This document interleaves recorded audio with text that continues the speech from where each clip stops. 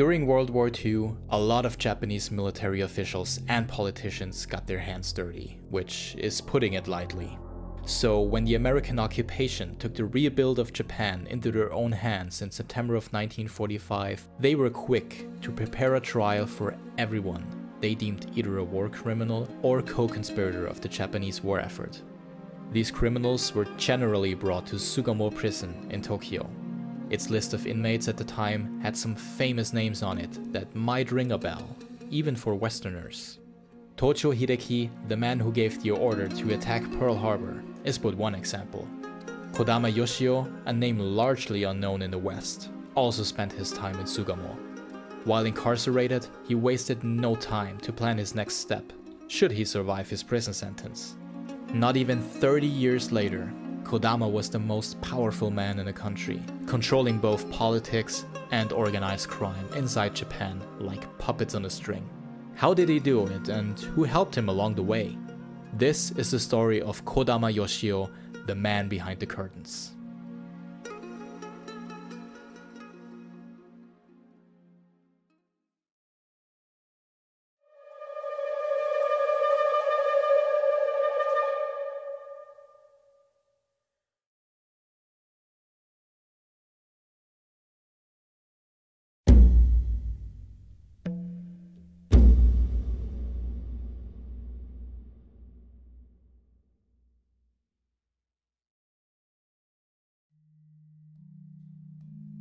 Kodama Yoshio was born in 1911, a time of significant growth for Japan.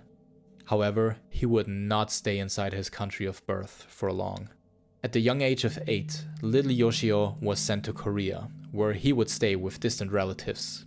This was, however, not the beginning of a heartwarming family story. Instead, Kodama was forced into industrial labor as a young child. Very early on, he got a taste of how badly workers could be exploited.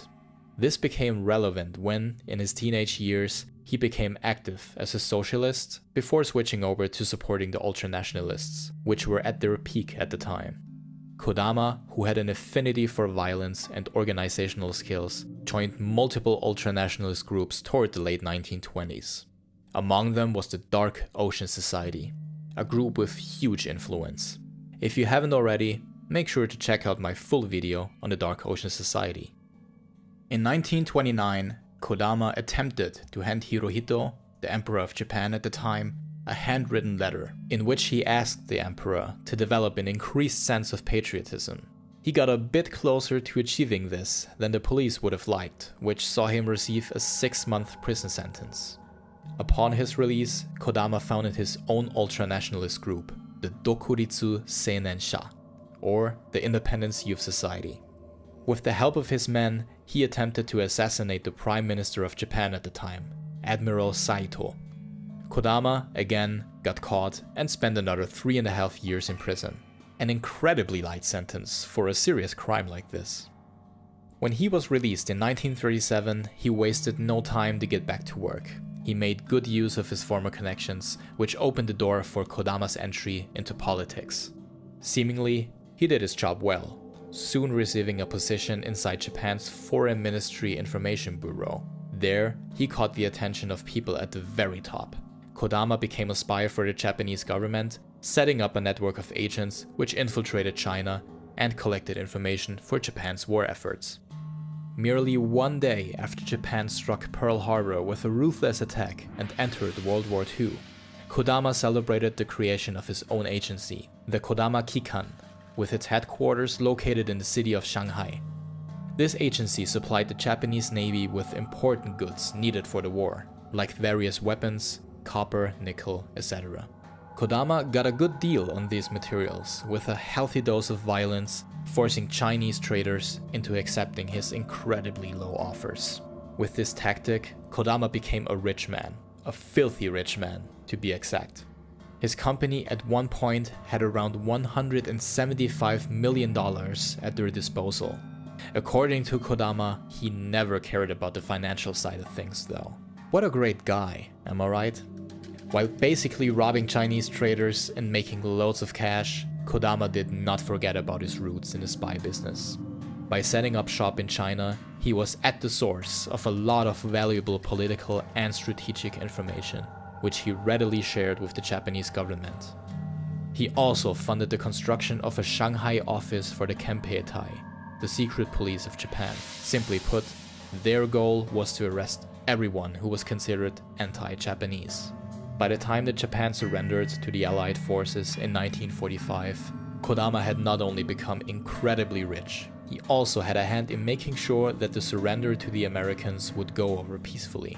Very early on, he realized that sucking up to the new occupiers was important if he wanted to hold on to his influence and power.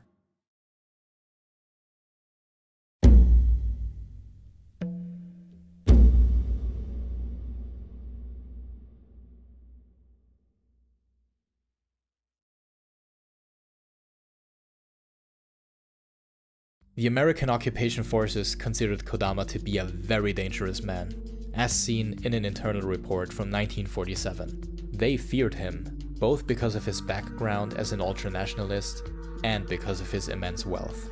Yet, Kodama was never charged with anything and was subsequently released from Sugamo prison in 1948, after 3 years of imprisonment. A deal struck between Kodama and the Americans was very likely the cause for this decision. After all, the man had very important information that the Americans needed badly regarding both China and Japanese supporters of communism.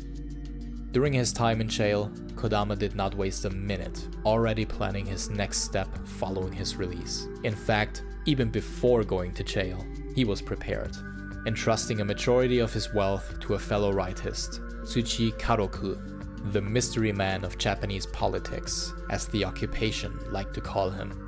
Even with seemingly no money in the bank, Tsuchi was able to put a vast amount of funds towards the creation of the Liberal Party, which will become very, very important later on. The money was of course that of Kodama himself, who planned this investment years in advance. After his release, Kodama also got involved with Yakuza, when he orchestrated an attack on the Union of Hokutan coal mine, which was a thorn in the eye of both American and Japanese politicians. To teach them a lesson, Kodama hired a gang called Meiraki-gumi. While the attack was unsuccessful, Kodama was still able to keep up relations with Yakuza and politicians regardless. Both Kodama and the Yakuza gangs would make money, while the government appreciated having manpower and intimidation tactics available at all times. All they needed was a middleman, a bridge between the government and organized crime groups, someone who understood both sides. Kodama was their guy. With that, the groundwork for Kodama's rise to the top was laid. A few years later, in 1955, the Liberal Party, funded largely by Kodama's money, merged with the Democratic Party, creating the Liberal Democratic Party, or LDP. According to declassified CIA documents and a New York Times article in 1994, the CIA funneled millions of dollars into the LDP from the very beginning. Ex-CIA agent Alfred C. Ulmer Jr., who ran the CIA in the Far East from 1955 until 1958, stated, "We financed them. We depended on the LDP for information." The CIA did not only pump money into the newly merged Conservative Party, they also hired informers from within the party. With the financial support of the US and the leadership qualities of Kodama, the LDP would go on to dominate Japanese politics for decades to come. In fact, as of the making of this video, the LDP is the ruling party in Japan.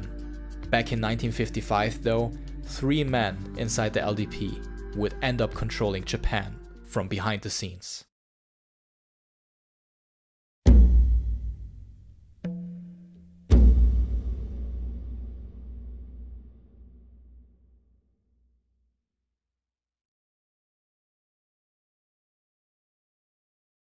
The term Kuromaku originates from kabuki, which is an ancient form of Japanese theater. In kabuki, a person invisible to the audience manipulates the stage by controlling a black curtain. A black curtain, in Japanese, is called kuromaku. However, this is also the term which referred to a group of very influential Japanese citizens who controlled Japan's political stage from the shadows. Prime examples of the Kuromaku were Kodama Yoshio, Sasakawa Ryoichi, and Kishi Nobusuke. Kodama, of course, started pulling the curtain's wires while he was in Sugamo prison. Only a decade later, he became the mastermind behind the appointment of Prime Minister Hatoyama Ichiro, the first LDP member to take Japan's highest office. Kodama controlled more than just politics, though. He also had his own real estate firm, multiple gambling newspapers, and was also interested in the acquisition of film companies, baseball teams, and even a shipping line. Nightclubs in Tokyo's entertainment hub, Ginza, were also under his control, and led him into a partnership with Yakuza boss Machi Hisayuki of the famous Tosei-kai. In the meantime, he still received paychecks from the CIA on a regular basis, and was still in the lucrative business of strike breaking, which only deepened his ties with the Yakuza. Politicians, spies, gangsters, rightists, you name it. Everyone who had power and influence in Japan was a friend of Kodama. Sasakawa Ryoichi, the second of three famous Kuromaku, was admired by Kodama. Sasakawa himself, though, was an admirer of Mussolini, the Italian fascist leader. He was also an admirer of the limelight, constantly plastering his face all over commercials, magazines, and the likes. According to him, he wasn't a rightist, he was a humanitarian, while at the same time being quoted by Time magazine as calling himself the world's wealthiest fascist. Sasakawa also shared a Sugamo prison cell with Kodama for a while, where he was told by Kodama to earn the trust of the Americans. But, just like Kodama, Sasakawa was called a dangerous man in a report. Similarly to his cellmate, he planned ahead while in jail, planning to make it big in the gambling business. Upon his release from Sugamo, he contacted multiple local governments regarding an interest in gambling. The local governments welcomed the additional source of income and allowed Sasakawa to found Japan Motorboat Racing Association. Motorboat racing is actually one of only 4 sports that allow betting in Japan. These sports are also known as koe kyogi, or public sports. Sasakawa's company grew quickly and by 1980 grossed a total of $7.4 billion. Adjusted for inflation, this amounts to $27 billion. Safe to say, Sasakawa wasn't starving anytime soon. Like Kodama, he developed close ties with powerful Yakuza leaders, like Taoka Kazuo of the Yamaguchi-gumi. The Yakuza's expertise in intimidation was obviously attractive for Sasakawa, who utilized this skill in order to get a lot of his business done the easy, but painful way. Sasakawa and Kodama in combination were so powerful, they could pretty much choose who became minister in Japan. In fact, they would even appoint a prime minister of their choice. Kishi Nobusuke, our third and final Kuromaku, was a fascist just like Sasakawa. He was also one of the most powerful men in Manchuria, after the Japanese brutally and inhumanely conquered its lands. There, he would meet many Yakuza and ultranationalists who were active in the area, keeping themselves busy mostly by spreading a drug habit among Manchurian citizens. When Kishi returned to Japan, he became the Minister of Trade and Industry, as well as the munitions minister under Tojo Hideki, the man who ordered the Pearl Harbor attack. Kishi, who also spent 3 years in Sugamo, re-entered politics in 1952, 4 years after his release. Later, he became a high-ranking member of the LDP, teaming up with his old jail buddies Kodama and Sasakawa. The Sugamo prison class of 48 managed to make Kishi Prime Minister of Japan in 1957, only 9 years after he was released from jail. A true world record speedrun of Japanese politics. With his newly found influence, Kishi brought a slew of powerful Yakuza-related people into politics, among them Ono Bamboku. Ono, who was now a high-ranking LDP member, had an undeniably close relationship to the gangs. when Hirata Katsuichi became the new godfather of the Hondakai, which itself was a subgroup of the Yamaguchi-gumi, Ono held a speech for more than 2,000 people where he proudly declared that Yakuza and politicians followed the same chivalrous goals, even if they had different occupations. With a steady grip on the most powerful people in Japan, the LDP was now ready to dominate Japanese politics for multiple decades.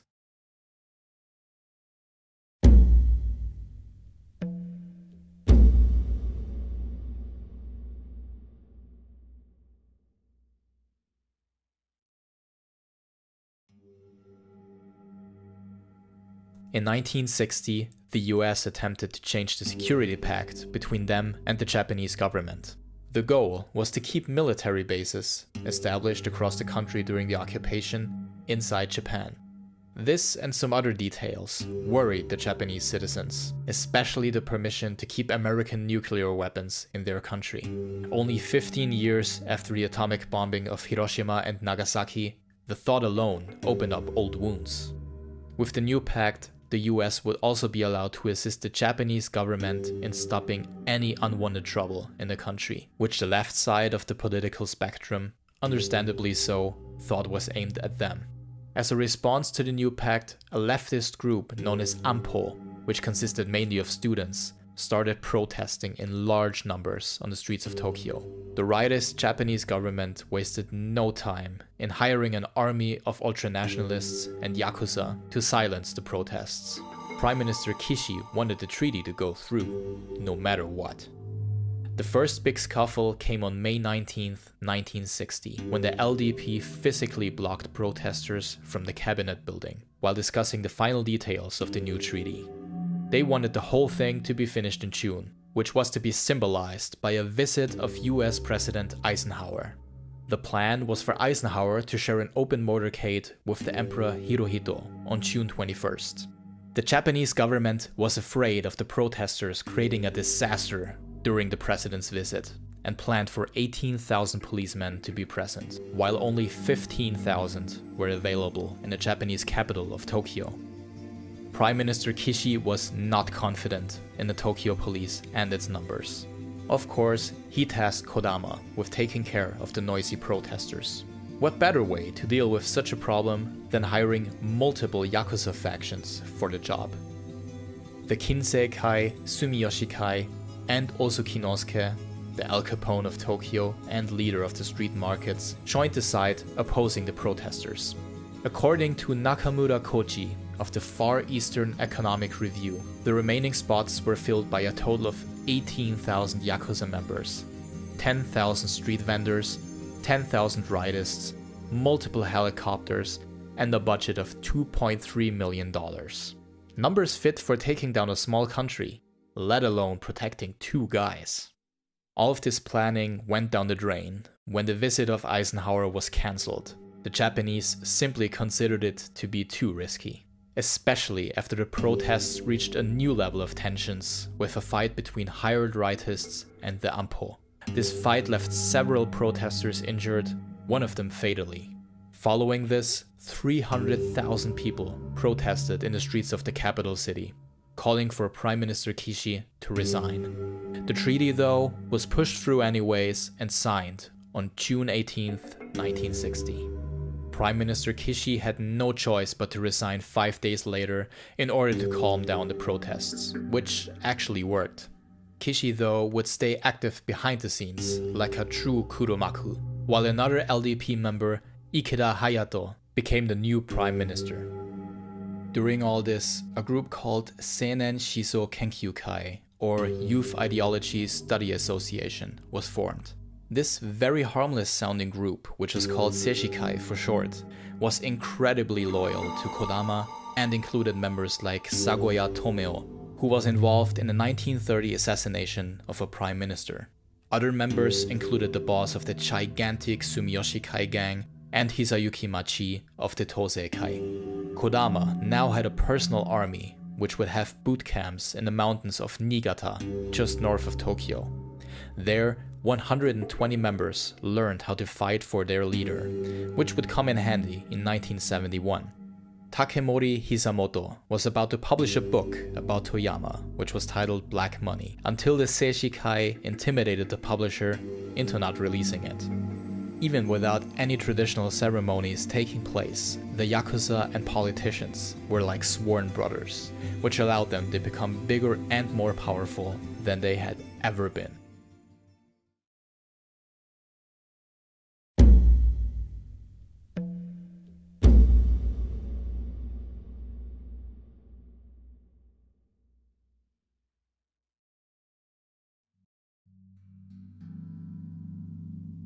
In December of 1963, Kodama sent a letter to all LDP members in which he denounced the massive amounts of infighting going on inside the party. In his opinion, the LDP would eventually lose its power if peace could not be achieved.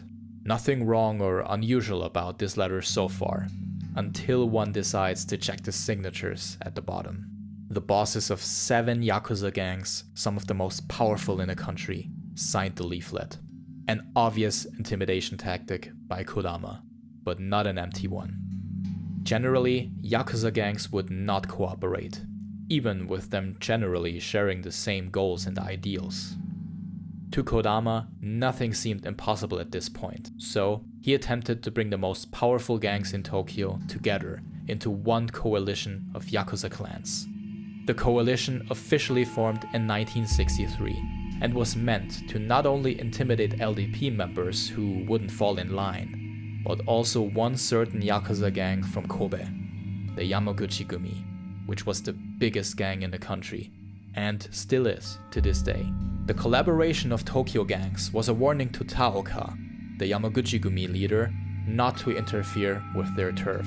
This attempt, however, ultimately failed, with Taoka gaining a foothold in Tokyo and Yokohama anyways, while the coalition would dissolve after only 15 months. We are talking about rival Yakuza gangs, after all. It could never work. This failure did not shake Kodama's power in the slightest though.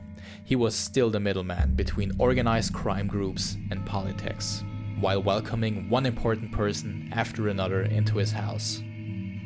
Kodama was, as always, well respected, even among the most intimidating figures in Japan, including Taoka of the Yamaguchi-gumi. The amount of respect that Kodama demanded became evident on October 24, 1972, when he again did the impossible. He managed to negotiate a merger of Japan's 2 biggest Yakuza clans, the Yamaguchi-gumi and the Inagawa-kai, who were also fierce rivals in the past.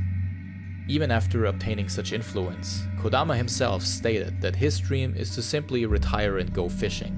Whether or not he was serious, granted he was known to be an avid fisherman, one thing was clear: money, manpower, and influence were all at his fingertips. Kodama had, without a doubt, become the most powerful man in Japan, until a scandal shook the foundation that his throne was built upon. Tune in next time when we explore the Lockheed scandal and the downfall of Kodama Yoshio. Sayonara.